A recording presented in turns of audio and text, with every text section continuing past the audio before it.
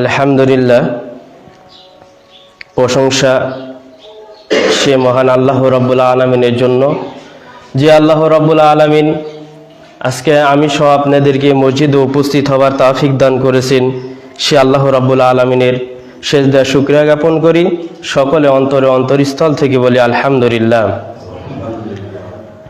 অতঃপর দুরূদ ও সালাম বর্ষিত হোক মানবতার মুক্তির দূত মুহাম্মদুর রাসূলুল্লাহ সাল্লাল্লাহু আলাইহি সাল্লাম এবং তার পথে যত অনুসারী রয়েছে সকলের উপর শান্তি বর্ষিত হোক। আল্লাহুম্মা সাল্লি আলাইহি আল্লাহুম্মা বারিক আলাইহি। সম্মানিত উপস্থিতি, আমি আপনাদের সামনে আজকে যে বিষয়টা নিয়ে আলোচনা করব, বিষয়টা হচ্ছে আমরা কেন একতাবদ্ধ থাকব, আমরা কেন এক থাকব। এই বিষয়ে আমরা আমার ক্ষুদ্র মেধায় যতটুক পারি আপনাদের সামনে কুরআন এবং সহিহ হাদিস থেকে তুলে ধরার চেষ্টা করব। ওয়ামা তৌফিকি ইল্লা বিল্লাহ। সম্মানিত উপস্থিতি, আল্লাহ তাআলা আমাদের উপর 5 ওয়াক্ত সালাত ফরজ করেছেন।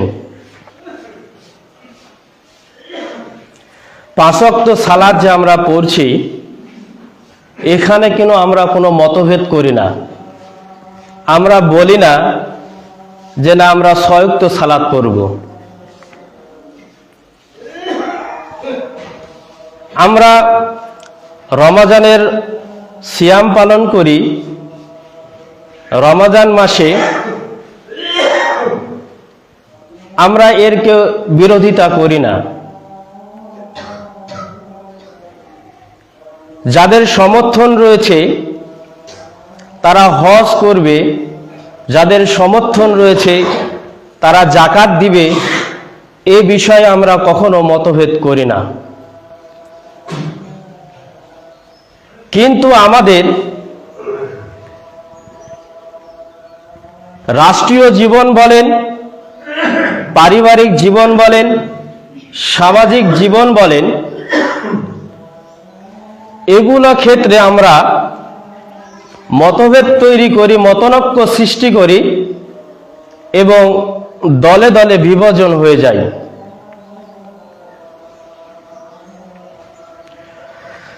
আল্লাহ রাব্বুল আলামিন সূরা আলে ইমরানের 103 নম্বর আয়াতে বলছেন, ওয়াতাসিমু বিহাবলিল্লাহি জামিআ। আল্লাহ রাব্বুল আলামিন বলছেন যে তোমরা আমার রজ্জুকে, আমার এই ইসলামটাকে অর্থাৎ এই কোরআনকে তোমরা দৃঢ়ভাবে আঁকড়ে ধরো, জামিয়া দলবদ্ধভাবে আঁকড়ে ধরো। ওয়ালা তাফাররাকু, আর তোমরা কি করো না, বিভক্ত হও না। আল্লাহ রাব্বুল আলামিন মানব জাতিকে কোরআনে জানিয়ে দিচ্ছেন যে তোমরা আমার এই কোরআনটাকে, আমার এই ইসলাম ধর্মটাকে দৃঢ়ভাবে আঁকড়ে ধরো এবং কখনো বিভক্ত হও না। এই আয়াত নাজিলের ক্ষেত্র হচ্ছে প্রেক্ষাপট যে আউস এবং খাজরাজ গোত্র তারা খুবই শক্তিশালী ছিল। তো দুই গোত্র তাদের পূর্ববর্তী একটা যুদ্ধ নিয়ে, অর্থাৎ বুয়াজ যুদ্ধ নিয়ে তারা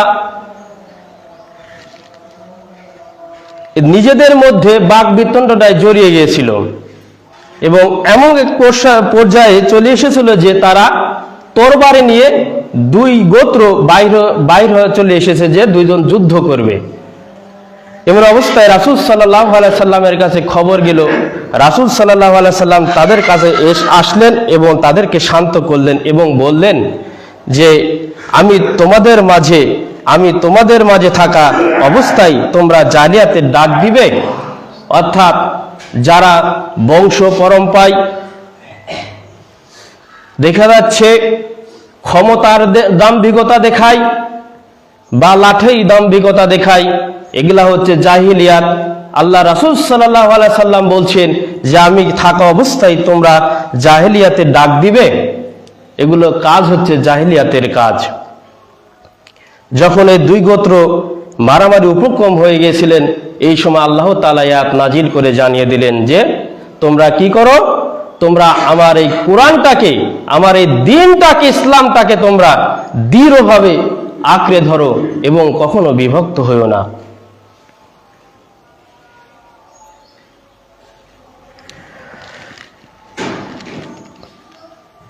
আলে ইমরানের 105 নম্বর আয়াতে আল্লাহ তাআলা আবার বলছেন, ওয়ালা তাকুনু কাল্লাযিনা তাফাররাকু ওয়াখতালাফু মিন বা'দি মা জাআতহুমুল বায়্যিনা। আল্লাহ তাআলা বলছেন, আর তোমরা তাদের মতো হয়ো না যারা বিভক্ত হয়েছে, মতবিরোধ করেছে তাদের নিকট সুস্পষ্ট নিদর্শন আসার পরও। অর্থাৎ রাসূল সাল্লাল্লাহু আলাইহি সাল্লামের আগমনের পূর্বে যত নবী রাসূল এসেছিলেন, ওই সময় যারা ছিল তাদের কাছে সুস্পষ্ট নিদর্শন আসার পরও তারা মতনৈক্য করেছে, মতভেদ করেছে। এজন্য আল্লাহ তাআলা বলছেন যে তোমরা কি করো না, তোমরা বিভক্ত হও না, মতভেদ করো না, তোমাদের কাছে স্পষ্ট নিদর্শন এসেছে, তোমরা এখান থেকে বিরত হও। আর যারা এই কাজ করবে, ওয়াউলাইকা লাহুম আযাবুন আযীম, আর যারা এই কাজ করবে, মতভেদ তৈরি করবে, দলে দলে বিভক্ত হবে, আল্লাহ তাআলা বলছেন যে তাদের জন্য রয়েছে কঠোর আযাব, কঠোর শাস্তি। দেখুন, ইসলামের ইতিহাস দেখলে বোঝা যায় মুসলিমেরা কত একতাবদ্ধভাবে ইসলামটাকে আঁকড়ে ধরেছিল, কিন্তু সামান্য একটা ভুলের কারণে মুসলমানের একটা মারাত্মক ক্ষতি হয়েছিল, যেটা থেকে আমাদেরকে শিক্ষা গ্রহণ করতে হবে। উহুদের যুদ্ধের ঘটনা আমরা অনেকেই জানি। দেখুন এখানে বিপর্যয়ের কারণটা কিভাবে মুসলিমরা বিপর্যয় হয়েছিল, যে এটা বিজয় তারা অর্জন করতে গিয়েছিল, অর্জন হয়ে যাচ্ছিল, কিন্তু একটা ভুলের কারণে, তাদের মধ্যে বিভক্তির কারণে, মতভেদের কারণে তাদের পরাজয় নেমে আসে, তাদের অনেক ক্ষতি হয়। 70 জন সাহাবা শহীদ হয়ে যান ওই উহুদের যুদ্ধের দিন। রাসূল সাল্লাল্লাহু আলাইহি সাল্লাম যখন উহুদ পাহাড়ে অবতরণ করলেন, উহুদ পাহাড়ে যখন অবস্থান করছিলেন, এমন সময় উহুদ পাহাড়ে দুটা গেট রয়েছে, একটা হলো বাহির হওয়ার, একটা হলো প্রবেশ করার। রাসূল সাল্লাল্লাহু আলাইহি সাল্লাম জাবালে রুমাত নামক পাহাড়ের উপর আব্দুল্লাহ ইবনে জুবাইর রাদিয়াল্লাহু তাআলা আনহুর নেতৃত্বে 50 জন সাহাবীকে দিয়ে ওখানে প্রেরণ করলেন যে তুমি ওই পাহাড়ে চূড়ায় অবস্থান করবে। রাসূল সাল্লাল্লাহু আলাইহি সাল্লাম আব্দুল্লাহ ইবনে জুবাইর আনসারীকে বললেন, ইন্না রাআইতুমুনা তাখতাফুনা আত-তায়রা ফালা তাবরাহু মাকানাকুম হাযা হাত্তা উরসিলা ইলাইকুম ওয়া ইন রাআইতুমুনা হাজামনাল কওমা ওয়া আওতানাহুম ফালা তাবরাহু হাত্তা উরসিলা ইলাইকুম। আল্লাহ রাসূল সাল্লাল্লাহু আলাইহি সাল্লাম তাদেরকে নির্দেশ দিলেন, যে 50 জন সাহাবীকে দায়িত্ব দিলেন আল্লাহ রাসূল সাল্লাল্লাহু আলাইহি সাল্লাম, তাদেরকে আল্লাহ রাসূল সাল্লাল্লাহু আলাইহি সাল্লাম নির্দেশ দিলেন, বললেন যে তোমরা যদি আমাদের মৃত্যু লাশের পক্ষীকুল ছু মেরে দেখতে পাও যে আমরা মৃত্যুবরণ করেছি, পাখি এসে যদি আমাদেরকে ছু মেরে যায়, আমি তোমাদের কাছে, তথাপি আমি তোমাদের কাছে কাউকে না পাঠানো পর্যন্ত তোমরা উক্ত স্থান ছেড়ে আসবে না। যদি তোমরা দেখো যে আমরা তাদেরকে পরাজিত করেছি এবং তাদের পদলিত করেছি, তথাপি তোমরা উক্ত স্থান ছেড়ে যাবে না যতক্ষণ না আমি তোমাদের কাছে কাউকে পাঠাই। রাসূল সাল্লাল্লাহু আলাইহি সাল্লাম আব্দুল্লাহ ইবনে জুবাইর রাদিয়াল্লাহু তাআলা আনহুর নেতৃত্বে যে 50 জন সাহাবাকে প্রেরণ করলেন, তাদেরকে নির্দেশ দিলেন যে তোমরা যদি দেখো যে আমাদেরকে হত্যা করা হয়েছে এবং আমাদেরকে পাখি এসে ছোঁ মেরে নিয়ে যাচ্ছে, তারপরও তোমরা ওই স্থান ত্যাগ করবে না যতক্ষণ পর্যন্ত না আমি তোমাদেরকে সংবাদদাতা পাঠাই, যতক্ষণ পর্যন্ত না আমি তোমাদেরকে সংকেত দিই, এবং ততক্ষণ পর্যন্ত তোমরা ওই স্থান ত্যাগ করবে না। যদি তোমরা দেখো যে আমরা বিজয় অর্জন করেছি, তথাপি তোমরা ওই স্থান ত্যাগ করবে না। যুদ্ধ শুরু হয়ে গেল। কাফেরেরা, মুশরিকেরা যুদ্ধ শুরুর কিছুক্ষণ সময়ের মধ্যে তারা পলায়ন করা শুরু করলো। যে উপর থেকে যে 50 জন সাহাবা ছিলেন, তারা যখন তীর নিক্ষেপ করছিলেন, তখন ওই কাফের মুশরিকেরা তারা পলায়ন করা শুরু করলো। যখন তারা কিছু পথ অতিক্রম হয়ে গেল, এমন অবস্থায় মুসলিমরা যখন দেখলো তাদের বিজয় চলে এসেছে, তারা যখন ওই কাফের মুশরিকেরা পলায়ন করছিল, তাদের গনিমতের মাল তারা ফেলে চলে যাচ্ছিল। মুসলিমদের মধ্যে কিছু সময় শয়তানের প্ররোচনা সৃষ্টি হলো। তারা গনিমতের মাল সংগ্রহ করতে লাগলো। যখন তারা গনিমতের মাল সংগ্রহ করছিলেন, এমন তো অবস্থায় যে পাহাড়ে 50 জন সাহাবা ছিলেন, তাদের মধ্যে মতভেদ তৈরি হয়ে গেল। তারা দেখলো যে তাদের বিজয় হয়ে এসেছে। তারা কি করলো? তারা ওই পাহাড়ের চূড়ায় থেকে তারা নামা শুরু করলো। যখন তারা ওই পাহাড়ের চূড়ায় থেকে নামলেন, এমন তো অবস্থা আব্দুল্লাহ ইবনে জুবাইর বললেন, কি বাবা তোমরা নেমে যাচ্ছ কেন? রাসূল সাল্লাল্লাহু আলাইহি সাল্লাম তো নির্দেশ দিয়েছেন যে যতক্ষণ পর্যন্ত তিনি না কোনো পাইকম পাঠাবে, সুসংবাদদাতা পাঠাবে, ততক্ষণ পর্যন্ত এখান থেকে নামা যাবে না। কিন্তু তারা মতবিরোধ করলো। তারা বলল না, তারা তো গনিমতের মাল সংগ্রহ করছে, আমরা কেন করব না? তারা তো গনিমতের মাল নিয়ে নিচ্ছে। এই বলে তারা প্রায় 40 জন, যে 50 জন সাহাবা ওখানে ছিলেন, প্রায় 40 জন সাহাবা ওখান থেকে নেমে আসলেন। যখন তারা নেমে আসতেছিলেন, এই সময় আব্দুল্লাহ ইবনে জুবাইর আনসারী রাদিয়াল্লাহু তাআলা আনহু তাদের উদ্দেশ্যে বলছিলেন, আনাসিতুম মা ক্বালা লাকুম রাসূলুল্লাহ সাল্লাল্লাহু আলাইহি ওয়াসাল্লাম ক্বালু ওয়াল্লাহি লানাতিয়ান্না নাসা ফালা তুযবিয়ান্না মিনাল গানিমা। তোমাদের কি হলো? তোমরা কি ভুলে গেলে? রাসূল সাল্লাল্লাহু আলাইহি সাল্লাম তোমাদেরকে বলেছিলেন। তখন তোমাদেরকে কি বলেছেন রাসূল সাল্লাল্লাহু আলাইহি সাল্লাম? যখন আব্দুল্লাহ ইবনে জুবাইর রাদিয়াল্লাহু তাআলা আনহু তাদেরকে বলছিলেন, জবাবে তারা বলল যে আল্লাহর কসম, আমরা অবশ্যই লোকদের সঙ্গে গনিমত কুড়াবো। ইবনে আব্বাস রাদিয়াল্লাহু তাআলা আনহু বলেন, অতঃপর তিনি তার সাথীদের সাথে একদল শহীদ হয়ে যান। ওয়াকিদি বলেন তাদের সংখ্যা অনধিক 10 জন ছিল, অর্থাৎ পাহাড়ের উপর 10 জন সাহাবা ছিলেন। পক্ষান্তরে ওই শত্রু বাহিনী খালিদ বিন ওয়ালিদের নেতৃত্বে তারা যখন মাঠ পলায়ন করে চলে যাচ্ছিলেন, তখন তারা এই খালিদ বিন ওয়ালিদ তিনি জ্ঞানীবান ব্যক্তি ছিলেন। যুদ্ধের ময়দানে তারা তো তীক্ষ্ণ ব্রেন ছিল, যে পরবর্তী ইসলাম ধর্ম গ্রহণ করার পর তার বুদ্ধিতে অনেক বিজয় অর্জন করেছে মুসলমানেরা। খালিদ বিন ওয়ালিদ তিনি যখন দেখলেন যে ওই চূড়ার উপরে থেকে যে 50 জন সাহাবা ছিলেন, তাদের মধ্যে থেকে যখন 40 জন নেমে আসলেন, তিনি দূর থেকে এটা পর্যবেক্ষণ করলেন, দেখতে পেলেন এবং তাদের সঙ্গী সাথীদেরকে বললেন, তোমরা থামো, আমরা আর সামনে অগ্রসর হব না।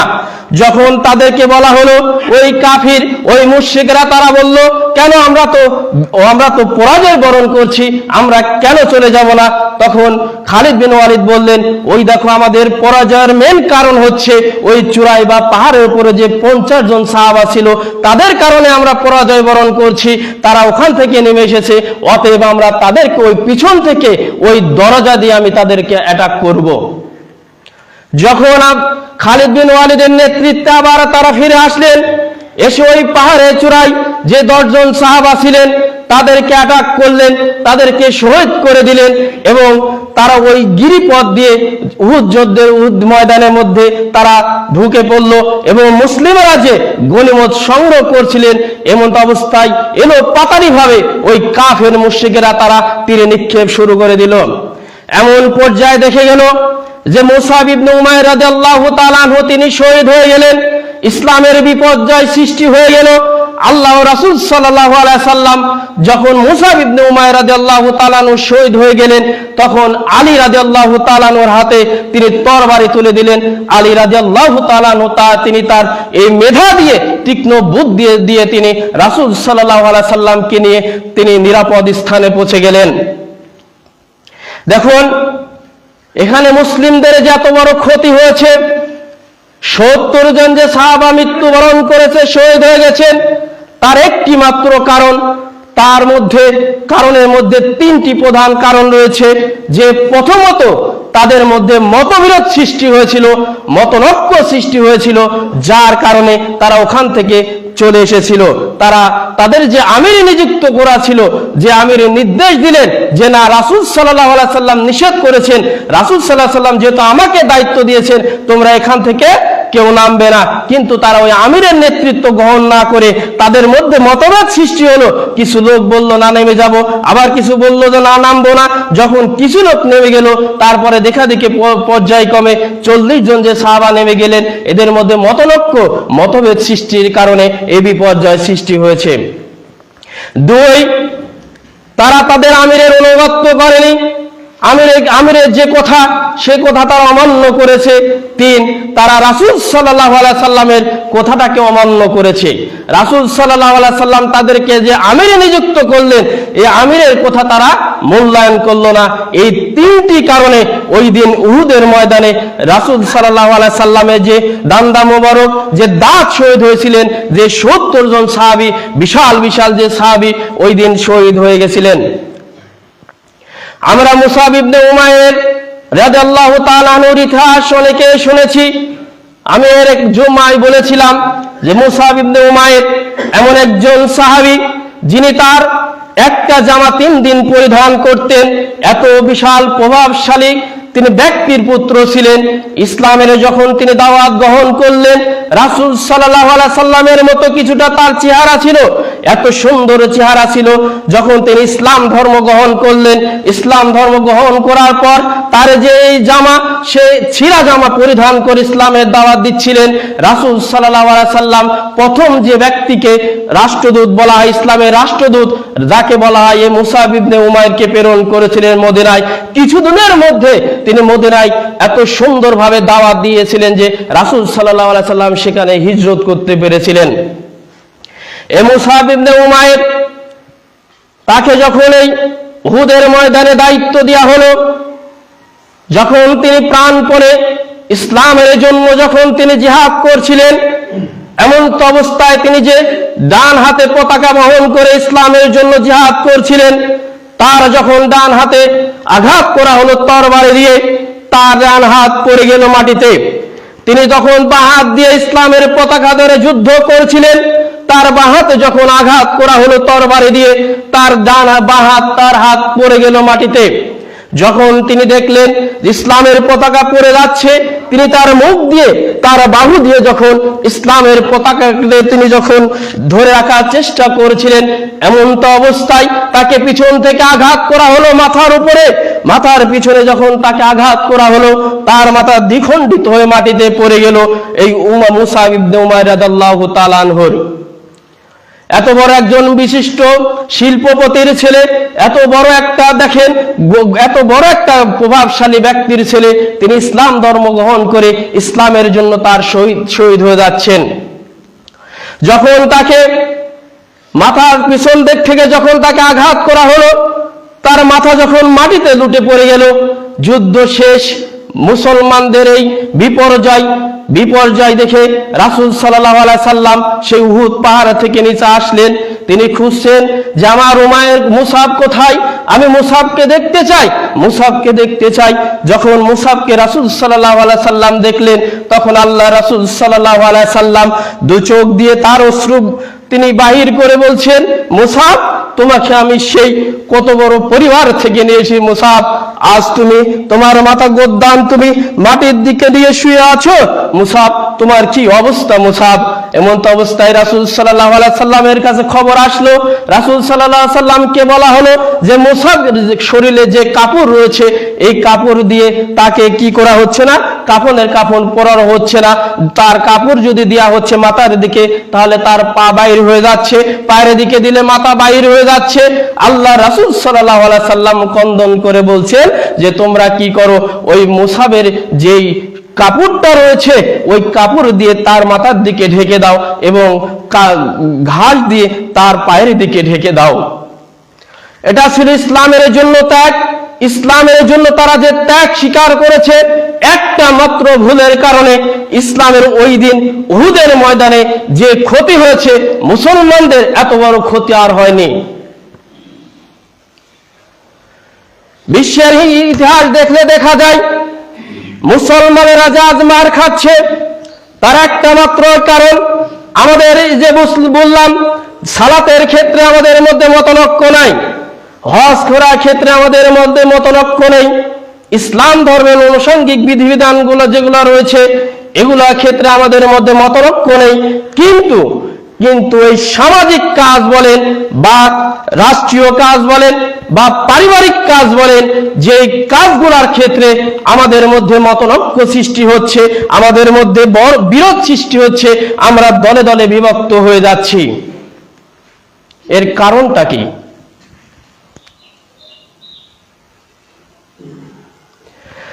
দেখেন ইতিহাস দেখলে দেখা যায় ফ্রান্সের যে মুসলিমদেরকে নির্যাতন করা হয়েছে, তাদেরকে যে হত্যা করা হয়েছে, এই সম্পর্কে আপনাদেরকে একটু নলেজ দিয়ে একটু বলি যে মুসলমানদেরকে যেভাবে হত্যা করা হয়েছে, ফ্রান্সের মুসলিমদেরকে 1830 থেকে 1900 সাল পর্যন্ত দখল প্রতিরোধ মুসলিম উপজাতিদের উপর ব্যাপক গণহত্যা, গ্রাম পুরানো, গণ আটক, আলজেরিয়া ইতিহাসবিদদের মতে লক্ষাধিক মুসলিম নিহত হয়। এই যে ফ্রান্সের যেটা আমাদের অনেক আলেম ওলামায় যে যখন ফুটবল খেলা হয় অনেকে ফ্রান্সের সমর্থন হয়, এই জন্য আল্লাহ রাসূল সাল্লাল্লাহু আলাইহি সাল্লাম আমাদের যারা ওলামা রয়েছেন, যারা আলেম রয়েছেন তারা এই জন্য সাবধান করে দেয়। দেখেন ফ্রান্সে যে একটা তাদের উপর যে মুসলিম গণহত্যা করা হয়েছে, লক্ষাধিক মুসলিমকে তারা নিহত করেছে। 1945 সালে তারা 45,000-এরও বেশি আলজেরীয় মুসলিমকে হত্যা করে। 1954 সাল থেকে 1962 সাল পর্যন্ত গণহত্যায় অর্থাৎ ফরাসি সেনাবাহিনী নির্যাতন, টর্চার এবং গণহত্যায় 3 লাখ থেকে 10 লাখ পর্যন্ত মুসলিম মারা যায় বিভিন্ন হিসাবে। এটা একমাত্র কারণ হচ্ছে তাদের মধ্যে ওই ফ্রান্সের যারা মুসলিম ছিল তাদের মধ্যে মতনৈক্য ছিল, মতভেদ ছিল, ইখতিলাফ ছিল, তাদের মধ্যে দলে দলে বিভক্ত ছিল। যখন তাদের উপরে নির্যাতন করা হচ্ছিল, দেখেন তাদেরকে রাজনৈতিকভাবে দুটা ভাগে ভাগ করা হয়েছে এবং ইসলামিকভাবে তারা বিভিন্ন দলে বিভক্ত হয়েছিল। তাদের মধ্যে যখন নির্যাতন করা হচ্ছিল, যখন তাদেরকে হত্যা করা হচ্ছিল, তখন অপর মুসলিম যারা ছিল, অপর মুসলিম দলের লোক যারা ছিল তারা বলছিল যে আমাদেরকে তো মারছে না, ওদেরকে মারছে, মারুক। এভাবে পর্যায়ক্রমে এই ফ্রান্সে মুসলিমদেরকে এভাবে নির্যাতন করা হয়েছে, হত্যা করা হয়েছে। তার একটা মাত্রই কারণ হচ্ছে যে মতবিরোধ, মতনৈক্য এবং দলে দলে বিভাজন, দলে দলে বিভক্তি।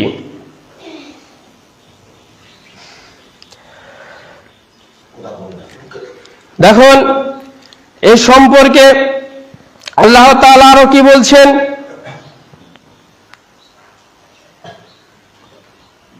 সূরা আনফাল অধ্যায় 8 আয়াত 46 নম্বর আল্লাহ তাআলা বলছেন, ওয়া আতিউল্লাহ ওয়া রাসূলাহু ওয়া লা তানাজ্জাউ ফাতাবশালু ওয়া তাজহাবু রিহুকুম ওয়াসবিরু।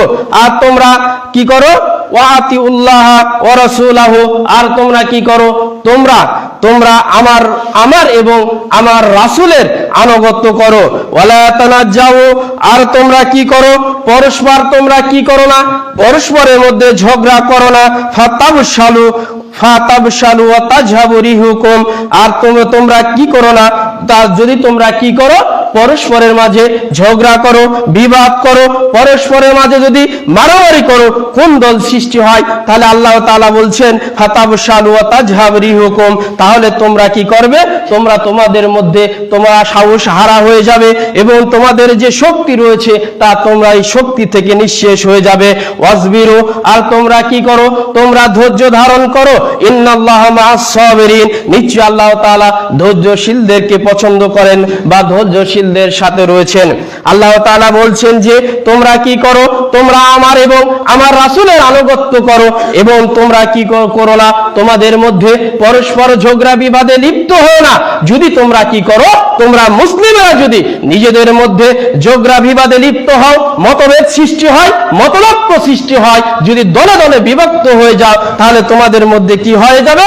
তোমাদের মধ্যে যারা সাহসী রয়েছে তোমরা সকলে সাহস হারা হয়ে যাবে এবং তোমাদের যে শক্তি সামর্থ্য রয়েছে এগুলো তোমরা নিঃশেষ হয়ে যাবে।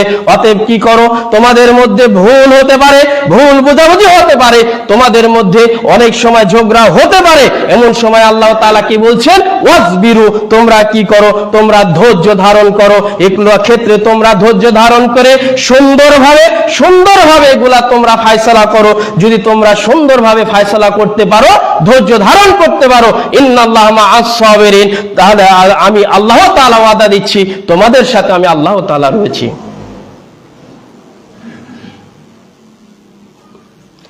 অথচ কেন আমাদের মধ্যে এত বিভাজন হয়ে যাচ্ছে? আমাদের পার্শ্ববর্তী গ্রাম হানাফি সম্প্রদায়ের মধ্যে দেখেন, যখন কোনো অনুষ্ঠান করতে যাচ্ছে, তাদের এমপিভুক্ত একটা মাদ্রাসা রয়েছে, তারপরও তারা মাদ্রাসার নামে উন্নয়ন কল্পে তারা জালসা করছে। তাদের কখনো বিরোধ হয় না, মতভেদ হয় না, কিন্তু আমাদের মধ্যে কেন এত মতভেদ সৃষ্টি হচ্ছে? কারণটা কি? আমাদের কি এখানে কোনো স্বার্থ রয়েছে? আজ যে প্রতিষ্ঠানে যারা দায়িত্ব পালন করেছে, মাদ্রাসার প্রতিষ্ঠানে যারা দায়িত্ব পালন করেছে, মসজিদের যারা দায়িত্ব পালন করছে, কারা কি কেউ কি বেতনধারী? কেউ তো বেতনধারী না, কিন্তু আমাদের মধ্যে মতভেদ সৃষ্টি হচ্ছে কেন? মতলক্ষ সৃষ্টি হচ্ছে কেন? দলে দলে বিভাজন হয়ে যাচ্ছে কেন?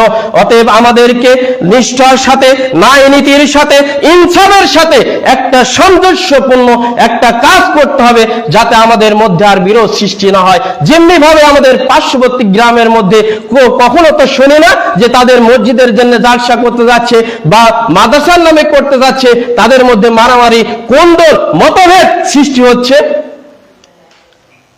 পার্শ্ববর্তী গ্রাম আমাদের আহলে হাদিস, সাধুপাড়াতে গ্যাঞ্জাম, জালসা কেন্দ্রিক গ্যাঞ্জাম। এক পক্ষ হয়েছে মাদ্রাসার নামে করবে, আরেক পক্ষ বলছে মসজিদের নামে করবে। তাদের মধ্যে বিভাজন, দলদলি সৃষ্টি হয়ে গেছে। এই আহলে হাদিস সমাজের মধ্যে সবচাইতে বিশৃঙ্খলা। আমি যত গ্রাম ঘুরেছি, যত জায়গায় আল্লাহ যা আমাকে যেমন নিয়ামত দান করেছে, আমি প্রায় জায়গায় গিয়েছি, প্রায় আমরা ঘাত পেরামো করি, মতলক্ষ সৃষ্টি হয়, আমাদের মধ্যে দলাদলি বিভাজন সৃষ্টি হয়। কারণটা কি? আমরা কেউ কি বেতনধারী? কেউ তো বেতনধারী না, কিন্তু মতলক্ষ সৃষ্টি হচ্ছে কেন? এজন্যই তো মানুষ বলে যে আহলে হাদিসের মধ্যে একটু সমস্যা হলে বিচার আচার সব সৃষ্টি হয়। একটা বাই ছাড়া নিয়ে তাদের মধ্যে বিচার সালিশ হয়। এরকম একটা পর্যায়। কি জন্য আমাদের এসব কথা শোনা লাগবে? আমরা কেন এক থাকতে পারছি না? কেন আমরা নরম হতে পারছি না? কেন আমাদের মনকে শান্ত করতে পারছি না? ইসলামের ক্ষেত্রে তারা যে ত্যাগ করেছে, বিপর্যয় সৃষ্টি হয়েছে, তারপরে দেখেন তারা ইসলামের জন্য কত ত্যাগ স্বীকার করেছে। আমির হামজা রাদিয়াল্লাহু তাআলা আনহুকে যখন তীর দিয়ে নিক্ষেপ করা হলো, তার নাভির নিচ দিয়ে তীর এদিক দিয়ে বাইর হয়ে চলে গেছে। রাসূল সাল্লাল্লাহু আলাইহি সাল্লামকে যখন অ্যাটাক করা হলো, সাদ বিন মুআয রাদিয়াল্লাহু তাআলা আনহু তিনি সামনে দাঁড়ালেন, তাকে তীর দ্বারা মারতে মারতে এত তীর লেগেছে যে পরবর্তী সে যখন যুদ্ধ থেকে ফিরে আসার কিছুদিন পরে সে মৃত্যুবরণ করেছে, শহীদ হয়ে গেছে। এই সামান্য টুকনো একটা বিষয়কে কেন্দ্র করে কেন আমরা বিভাজন হয়ে যাচ্ছি? কেননা আমরা এক হতে পারছি না। কারো তো স্বার্থর এখানে কিছুই নেই। সহিহ বুখারীর হাদিস নাম্বার 3038 নম্বর হাদিস, হাদিসে মান সহিহ, আন্নান নবী সাল্লাল্লাহু আলাইহি সাল্লাম বাস মুআয ইবনে ওয়াব মুসা ইলা ইয়ামেন, আল্লাহ রাসূল সাল্লাল্লাহু আলাইহি সাল্লাম আবু মুসা আশারী এবং মুআজ রাদিয়াল্লাহু তাআলা আনহুকে ইয়ামেনে যখন প্রেরণ করছিলেন, তখন আল্লাহ রাসূল সাল্লাল্লাহু আলাইহি সাল্লাম তাদেরকে উপদেশ দিচ্ছিলেন, তাদেরকে বলছিলেন যে হে মুআজ এবং আবু মুসা, ইয়াসাররা তোমরা কি করো, তোমরা লোকদের প্রতি কোমলতা করবে। তোমাদেরকে যাবে প্রেরণ করলাম ইসলামের জন্য, তোমরা যেখানে যাবে মানুষের সাথে কোমলতা আচরণ করবে। ওয়ালা তুআসসারা, এবং তাদেরকে কি করবে, তাদের সাথে কঠোরতা করবে না, তাদের সাথে দুর্ব্যবহার করবে না।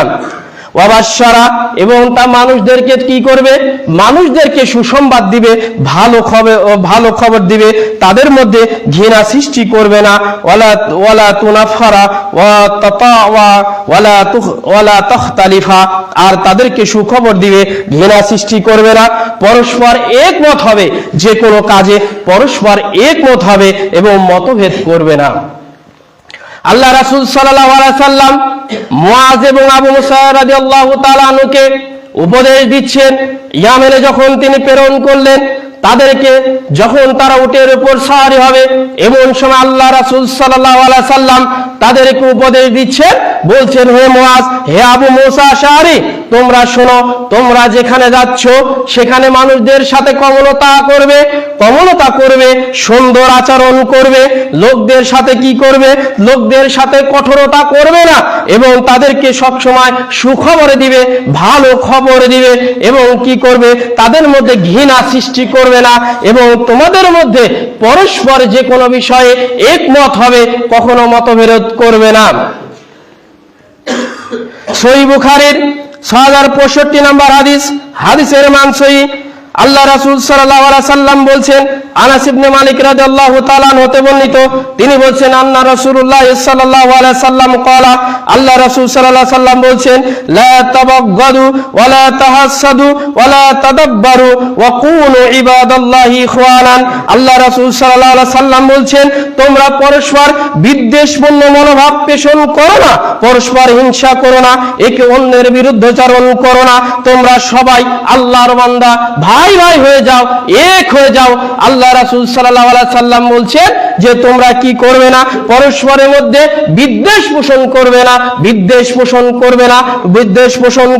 বিদ্বেষপূর্ণ মনোভাব পোষণ করবে না, পরস্পর একে অন্যের প্রতি হিংসা করবে না, আরেকজনের কি করবে না, হিংসা করবে না, এবং একে অন্যের কখনো বিরুদ্ধাচরণ করবে না। তোমরা সবাই যারা আল্লাহর বান্দা আছো, সকলে কি করো, সকলে মুসলিম, তোমরা সকলে এক হয়ে যাও, ভাই হয়ে যাও। তারপরে আল্লাহ রাসূল সাল্লাল্লাহু আলাইহি সাল্লাম বলছেন, ওয়ালা ইয়াহিল্লু লিমুসলিমিন আন ইয়াজহারু আখাউ ফাওকা সালাসিন আইয়ামান। আল্লাহ রাসূল সাল্লাল্লাহু আলাইহি সাল্লাম বলছেন যে কোন মুসলিমের জন্য 3 দিনের অধিক তার ভাইকে ত্যাগ করা বৈধ নয়, হারাম। অর্থাৎ আল্লাহ রাসূল সাল্লাল্লাহু আলাইহি সাল্লাম বললেন, তোমরা যে গ্যামজাম হচ্ছে, তোমাদের মধ্যে মনোমালিন্য যদি হয়ে যায়, তোমার ভাইয়ের মধ্যে যদি বৈষম্য সৃষ্টি হয়, কোনো খারাপ কাজ তোমাকে যদি কষ্ট দিয়ে দেয়, তারপরও তুমি তোমার ভাইয়ের সাথে কথা পরিত্যাগ করবে না। তোমরা এই 3 দিনের মধ্যে, সর্বোচ্চ 3 দিনের মধ্যে তাদের সাথে মীমাংসা করে নিবে। এটা যদি তোমরা না করো, এটা তোমাদের জন্য হারাম হয়ে যাবে। তারপরে আরেকটা হাদিসে এসেছে, আবু দাউদের 4914 নম্বর হাদিসের মান সহিহ। আবু হুরায়রা রাদিয়াল্লাহু তাআলা আনহু হতে বর্ণিত, ক্বালা রাসূলুল্লাহ সাল্লাল্লাহু আলাইহি সাল্লাম, রাসূল সাল্লাল্লাহু আলাইহি সাল্লাম বলছেন, লা ইয়াহিল্লু লিল মুসলিমা আইয়াজহারু আখাউ ফাওকা সালাসিন। কোন ব্যক্তির জন্য 3 দিনের বেশি একজন মুসলমানের সাথে অপর মুসলমানের 3 দিনের বেশি কথা বন্ধ করে রাখা বৈধ নয়, হারাম।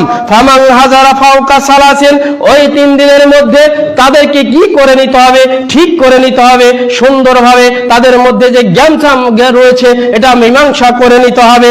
আর যদি এই 3 দিনের মধ্যে তাদের মধ্যে যদি মীমাংসা না হয়ে যায়, 3 দিন অতিবাহিত হয়ে যায়, ফামাতা, এমন অবস্থায় যদি 3 দিন পরে তাদের ভাইয়ের সাথে, মুসলিম ভাইয়ের সাথে, নিজ ভাইয়ের সাথে, নিজ পিতার সাথে, নিজ প্রতিবেশীর সাথে যদি জ্ঞানজাম না মিটে, যদি 3 দিন পর যদি এই ব্যক্তি মৃত্যুবরণ করে, ফামাতা, মৃত্যুবরণ করলো, দাখালান নার। আল্লাহ রাসূল সাল্লাল্লাহু আলাইহি সাল্লাম বলছেন সে ব্যক্তি জাহান্নামী।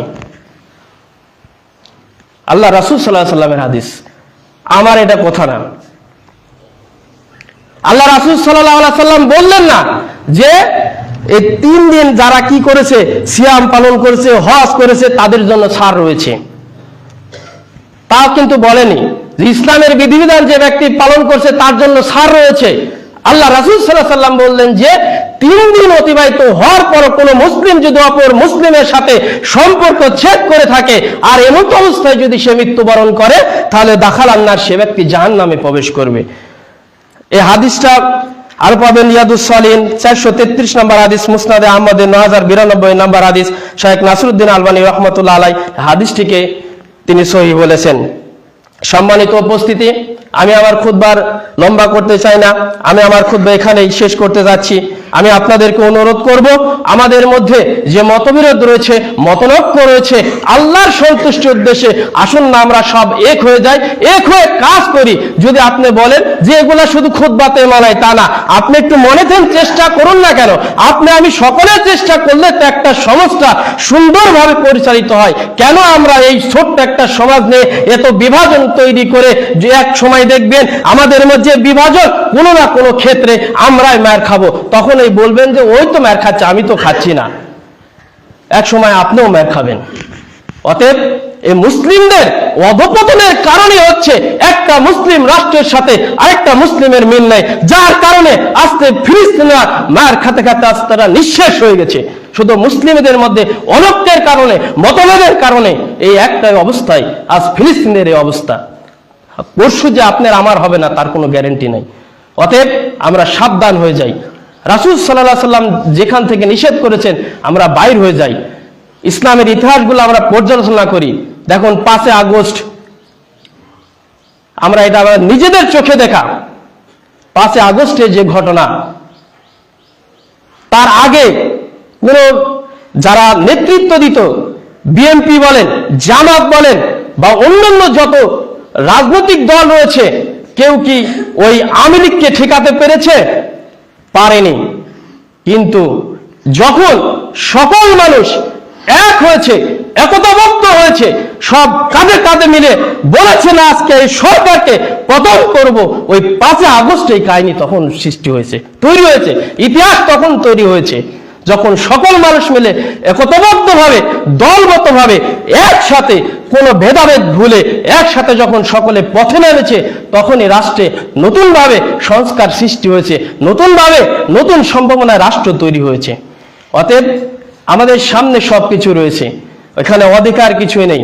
আসুন বিভাজন ভুলে যাই আল্লাহর সন্তুষ্টির উদ্দেশ্যে। এবারে আমার সংক্ষিপ্ত দেখে নিতে